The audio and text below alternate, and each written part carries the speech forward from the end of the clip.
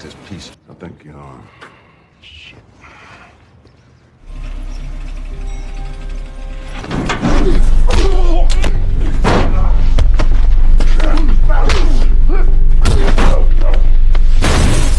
Halo guys, kembali lagi di channel Sukanovi. Kali ini saya akan membahas alur cerita film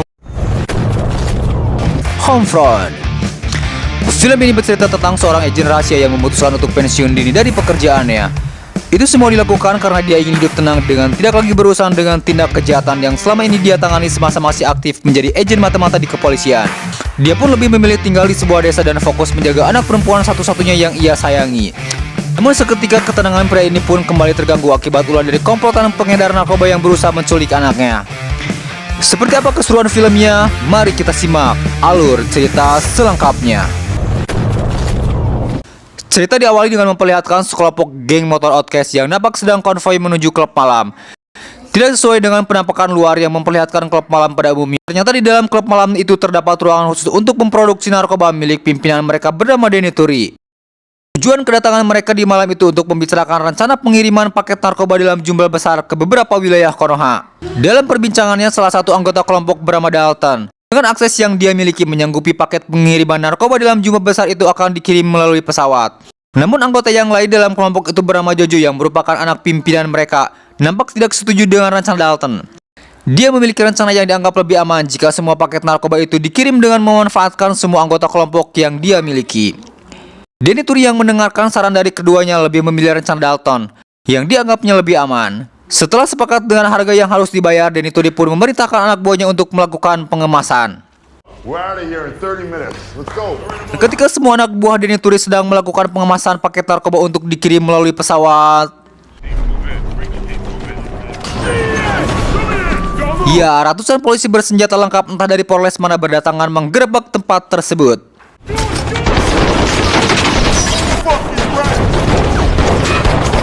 Suasana di dalam klub malam itu pun berubah menegangkan ketika sebagian kelompok mulai merangkak masuk ke dalam ruangan dan langsung mendapatkan perlawanan dari para anggota geng motor yang ada di sana. Hal yang mengejutkan terjadi ketika Dalton yang diketahui merupakan kelompok dari anggota geng motor itu tiba-tiba berbalik melakukan perlawanan terhadap kelompoknya sendiri. Usut punya usut, ternyata Dalton memiliki nama asli Kill Broker. Dia adalah seorang agen DEA yang sengaja ditugaskan untuk mengawasi Denny Turi dan kelompoknya.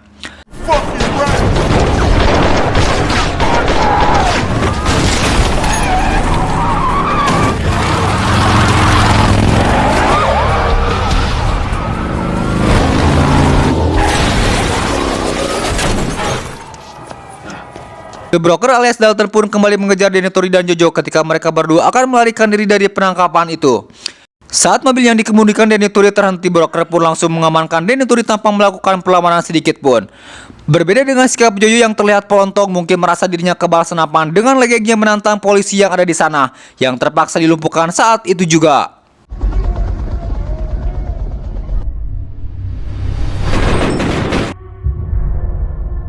Melihat anaknya tewas, Denny Turi pun terlihat sangat murka dengan pengkhianatan yang Broker lakukan, dan dia pun berjanji akan membalas itu semua suatu saat nanti. Setelah kejadian itu, Broker terlihat sangat tidak senang dengan sikap anggota DEA yang menembak mati Jojo dikarenakan Broker tidak ingin ada orang yang tewas dalam operasi ini. Namun pimpinan DEA menjelaskan kalau ini adalah protokol keamanan yang harus dilakukan dikarenakan pelaku kejahatan yang akan melakukan perlawanan. Kecewa atas peristiwa itu, Broker pun memutuskan berhenti dari pekerjaannya. 2 tahun berlalu setelah kejadian itu memperlihatkan anak perempuan bernama Maddie yang terlihat asik bermain di taman sekolah. Tak lama kemudian muncul anak laki-laki dengan postur badan besar datang mengganggu dirinya. Setelah diperingatkan beberapa kali, Maddie memukul anak laki-laki itu hingga ia terjatuh. Tidak jauh berbeda dengan ayahnya, Maddie tumbuh menjadi anak pemberani dan juga mandiri. Maddie merupakan anak broker yang baru saja pindah bersekolah di sana. Setelah memutuskan keluar dari agen DEA, Broker memutuskan pindah tempat tinggal ke sebuah desa bersama anaknya untuk mencari ketenangan dan suasana baru. Di siang itu, Broker terlihat sedang membetulkan rumahnya ditemani sahabatnya bernama Toddy. Tak lama kemudian, Broker menerima panggilan telepon dari pihak sekolah yang melaporkan kejadian yang menimpa putrinya.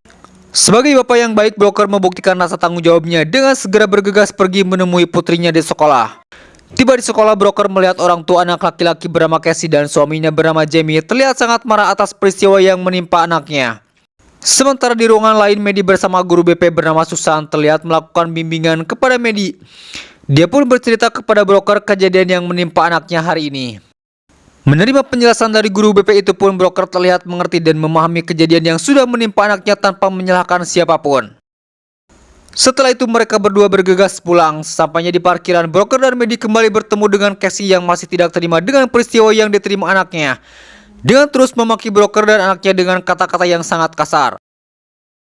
Kepancing dengan istri yang terus-terusan ngoceh tidak karuan, Jamie menghampiri broker untuk memberinya pelajaran.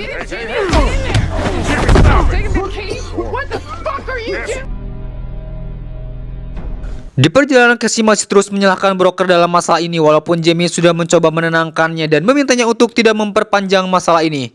Namun watak Casey yang keras kepala malah ingin melaporkan masalah ini kepada saudaranya. Sementara di tempat lain terlihat beberapa anak remaja terlihat sedang pesta narkoboy di sebuah rumah terbengkalai. Kesenangan para remaja itu pun seketika terganggu dengan kemunculan seorang pria. Pria ini bernama Gator. Dia merupakan bandar sekaligus pemilik pabrik narkoboy di wilayah itu. Dia terlihat tidak senang dengan salah seorang remaja yang ada di sana. Itu dikarenakan dia dengan sengaja memasukkan narkoboy yang dia produksi. Di sana Gator mencoba memperingatkan para remaja itu agar tidak mengulangi perbuatannya.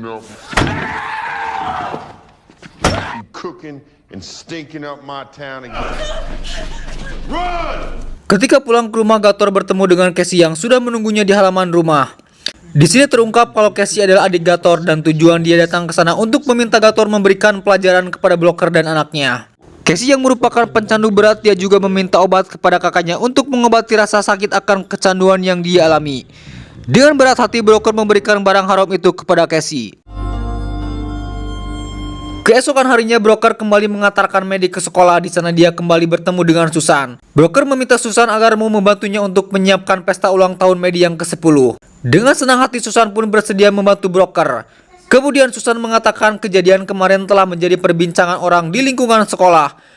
Susan pun berpesan agar broker segera menyelesaikan masalahnya dengan keluarga Casey. Itu semua demi kebaikan Medi putrinya. Di pagi itu, broker pun pergi ke tempat kerja Jamie. Di sana ia meminta maaf atas kejadian kemarin. Jamie yang pada awalnya tidak mempermasalahkan kejadian itu, hanya saja dorongan istrinya lah yang membuatnya melakukan perkelahian dengan broker. Jamie pun menerima permintaan maaf dari broker. Setelah itu, broker kembali ke sekolah untuk menjemput Medi. Di perjalanan ia menyempatkan mengisi bahan bakar kendaraannya terlebih dahulu. Tak lama kemudian datang dua orang preman kampung setempat menghampiri broker. Mereka secara sengaja mencari masalah dengan menyerobot antrian pengisian bahan bakar. Tak ingin membuat masalah dengan mereka, broker berusaha bersikap sabar. Namun preman itu terus ngotot meminta selang pengisian bahan bakar yang sedang digunakan untuk diberikan kepada mereka. Kesal dengan sikap songong mereka berdua, broker pun sedikit memberikan mereka pelajaran.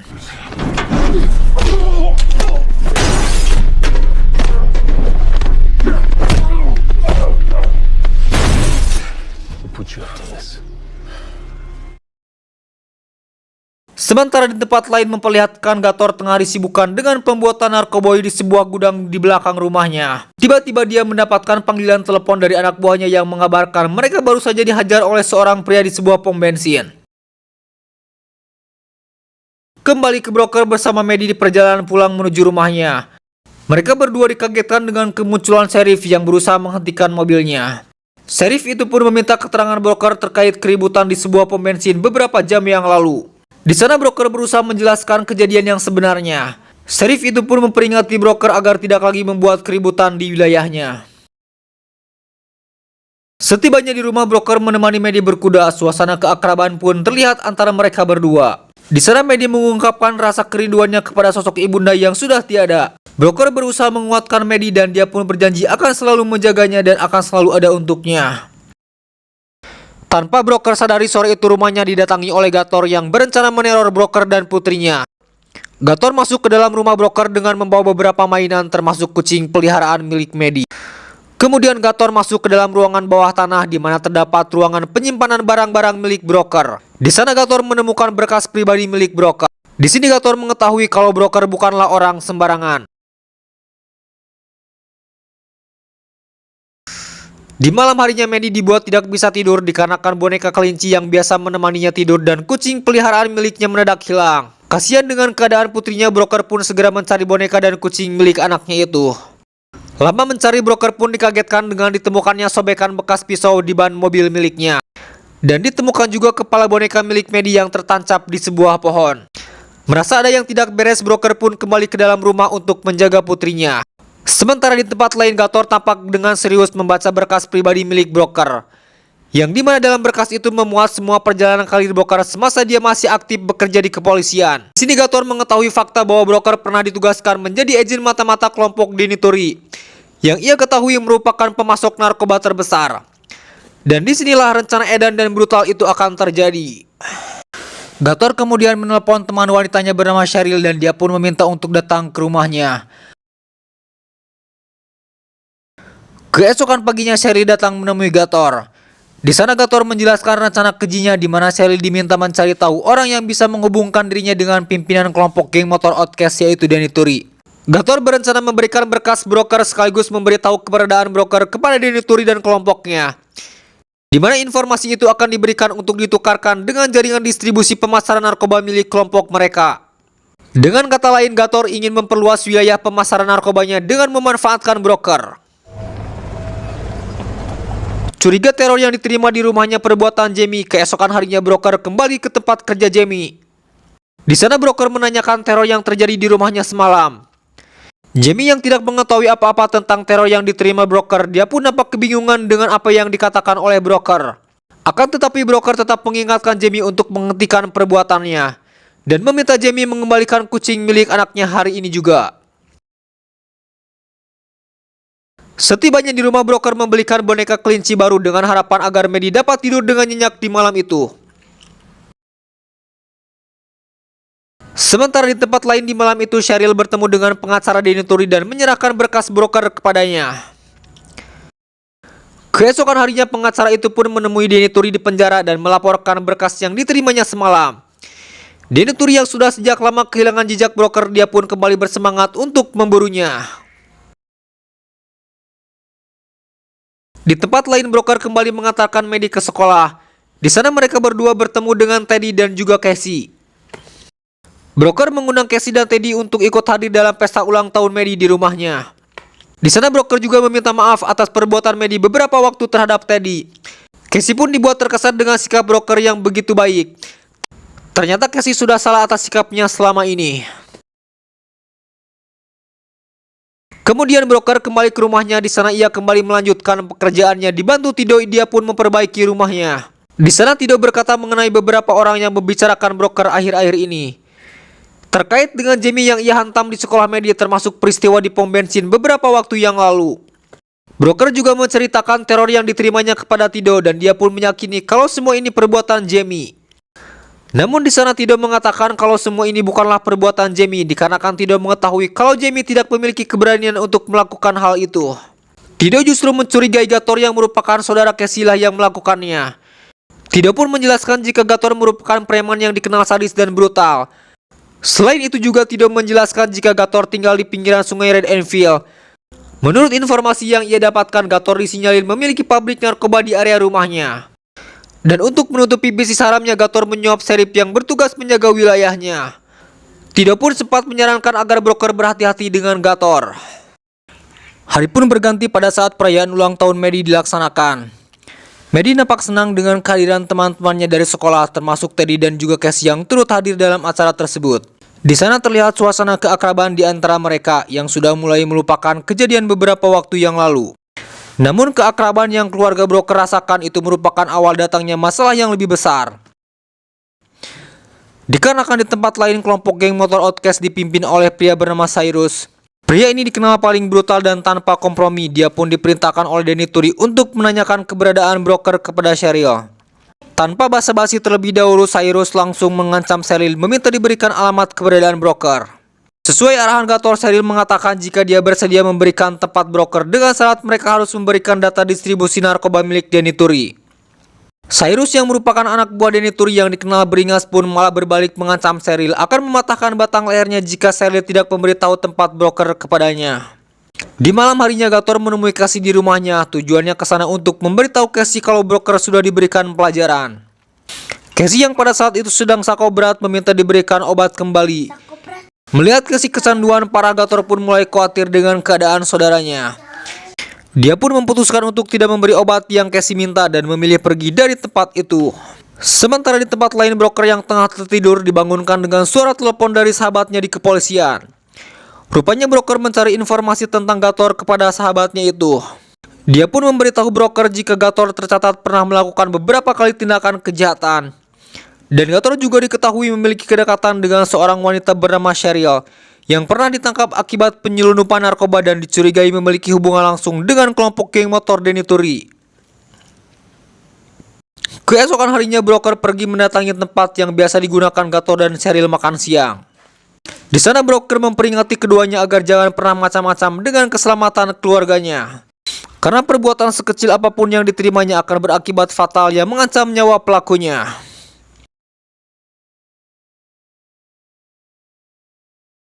Untuk memperkuat dugaan terhadap Gator, broker pun pergi diam-diam melacak tempat tinggal Gator. Sesampainya di sana, broker menemukan ruangan yang diyakini merupakan pabrik pembuatan narkoba miliknya. Diyakini dengan ditemukannya bahan baku dan beberapa alat pembuatan barang haram tersebut. Di sana broker berencana menghancurkan tempat itu dengan cara seolah-olah kejadian korsleting pada bagian kelistrikan.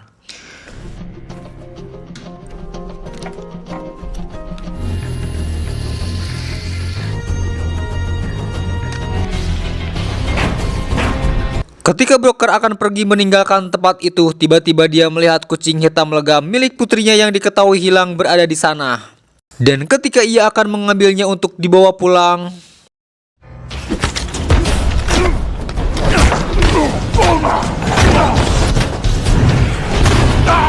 anak buah Gator yang berjaga di sana tiba-tiba menyerang broker dengan brutal. Sementara di tempat berbeda, kelompok geng motor yang dipimpin Cyrus sedang dalam perjalanan ke tempat Gator. Sesampainya di sana, Gator tampak begitu terkejut dengan begitu banyaknya pasukan yang mereka bawa untuk menangkap seorang pria saja. Di sana Gator mulai menyadari begitu berbahayanya orang seperti broker. Gator pun mulai khawatir akan keselamatan dirinya karena sudah mengganggu kehidupan broker.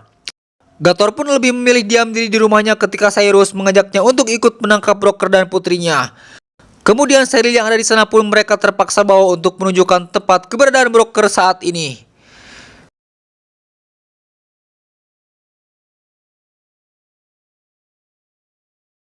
Sesampainya di sana, Cyrus memberikan arahan kepada kelompoknya untuk berpencar mencari keberadaan broker. Kido yang saat itu tengah berada di kandang kuda milik broker dikagetkan dengan kemunculan orang yang tidak dia kenal.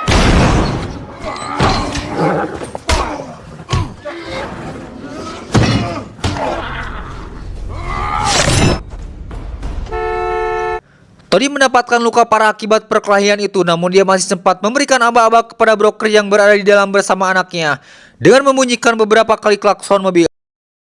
Sementara di dalam rumah, broker seakan tahu akan bahaya yang akan dihadapi setelah mendengar aba-aba dari Tony. Dengan tenang, broker mematikan semua lampu yang ada di dalam rumahnya. Dia pun meminta Maddie untuk bersembunyi dan segera menelepon polisi. Sementara dirinya kembali ke dalam rumah untuk mengambil senjata dan bersiap menghadapi komplotan geng motor yang dikirim ke rumahnya.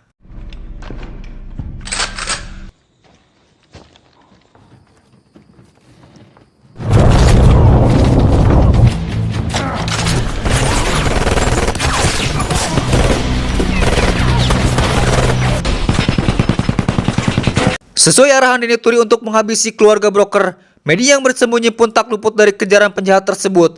Dan di saat Maddie berlari untuk menghindari kejaran, broker menembak di saat yang tepat pria yang mengejar anaknya itu. Kemudian Maddie berlari menuju sebuah dermaga. Sial tak dapat dihindari, musibah tak dapat dihalang. Sesampainya di dermaga, Maddie bertemu dengan Cheryl yang berada di sana. Sementara broker terlihat mendapat serangan dari Cyrus. Dan setelah perkelahian itu berhasil dimenangkan broker, dia pun dikagetkan ketika melihat putrinya dibawa paksa oleh Cheryl menggunakan perahu. Broker berusaha mengejar perahu yang membawa putrinya itu, namun di saat itu dia tidak berhasil mengejar perahu yang membawa putrinya. Dan di saat yang bersamaan dengan peristiwa itu, polisi berdatangan ke rumahnya. Broker pun kemudian menceritakan kejadian penculikan putrinya kepada polisi yang ada di sana. Dan di sisi lain terlihat Tido rupanya masih hidup dengan luka parah di tubuhnya. Tak lama kemudian polisi memberitahu broker dengan adanya sambungan radio dari putrinya. Dia pun memberitahu ciri-ciri wanita yang membawanya dan mengatakan jika si wanita itu berhenti di suatu tempat dengan ciri-ciri terdapat kipas angin besar di dalamnya. Broker pun kembali teringat jika tempat tersebut adalah kediaman Gator. Kemudian broker bergegas menuju tempat tersebut.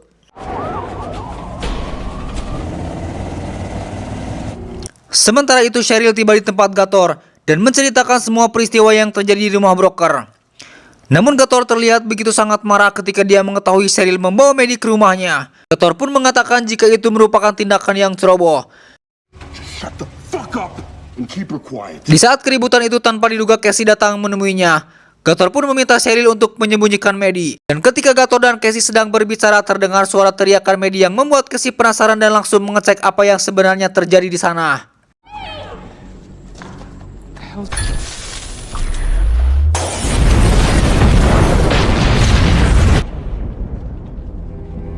Melihat gudangnya terbakar, Gator pun semakin murka kepada Casey dan juga Maddie. Secara tidak sengaja yang awalnya Gator ingin memberikan tembakan peringatan, namun justru tembakan tersebut mengenai Casey.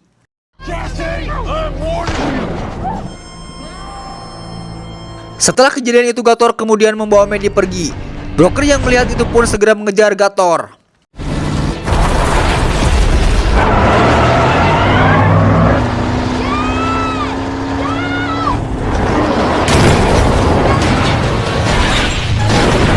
Saat mobil yang dikendarai broker terbalik, Gator pun menghampiri broker untuk menghabisinya saat itu juga.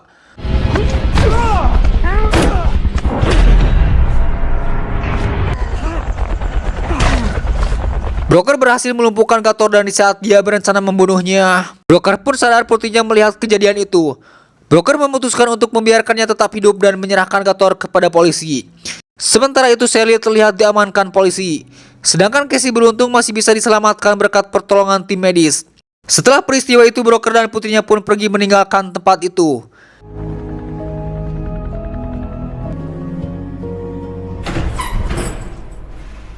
Dan di akhir film Danny Tully terlihat mendapatkan kunjungan dari seorang pria di penjara.